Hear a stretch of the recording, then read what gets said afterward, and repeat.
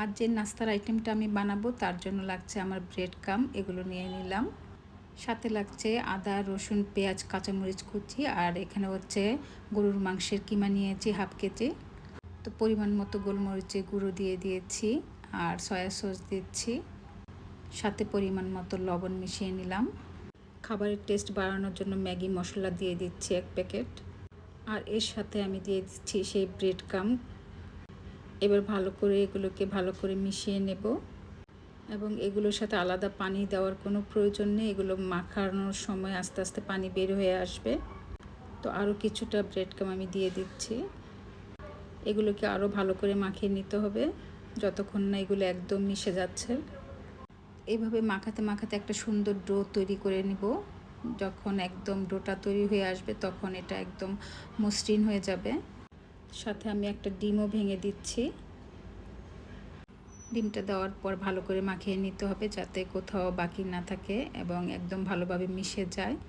আর এই যে ডোটা আমার তৈরি হয়ে গেছে। তো সবগুলোকে আমি পরিমাণ মতো করে নিয়ে এক একটা বল তৈরি করে নিচ্ছি, যাতে সবগুলো বল একই মাপের হয় সেরকম করে বানিয়ে নিতে হবে। তো আমি একে একে সবগুলো বল তৈরি করে নিচ্ছি। তো দেখেন সবগুলো সাইজ কিন্তু একই রকম হয়ে গেছে।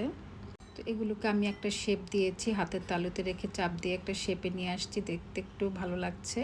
আর এটা বেশি একটা পাতলা হবে না, একটু মোটা রাখতে হবে। এগুলোকে আমি এখন তেলে ভেজে নেব। কেউ চাইলে কম তেলেও ভাজতে পারেন, আবার ডুবো তেলেও ভেজে নিতে পারেন, তবে এভাবে ভাজলে বেশি ভালো হয়। আর এই বনরুটিগুলো বাইরে থেকে কিনে আনা হয়েছিল। এগুলো সবগুলোকে আমি মাঝখানে কেটে নিচ্ছি। ঠিক এইভাবে করে প্রতিটা বনরুটি কেটে নিতে হবে এবং এগুলোর সাথে আমি আগেই করে রেখেছিলাম মেয়োনিজ, এখন সেগুলো লাগিয়ে দিচ্ছি। যে যেরকম খায় সেই পরিমাণে। তো নিজের পছন্দ মতো যেরকম যা পছন্দ আপনার খাবার সেগুলো দিয়ে আপনি এটাকে সাজিয়ে নিতে পারেন। তো আমার লেটুস পাতা আমি খুঁজে পাইনি, যা ছিল আমার বাসায় আমি সেগুলো দিয়ে তৈরি করার চেষ্টা করেছি।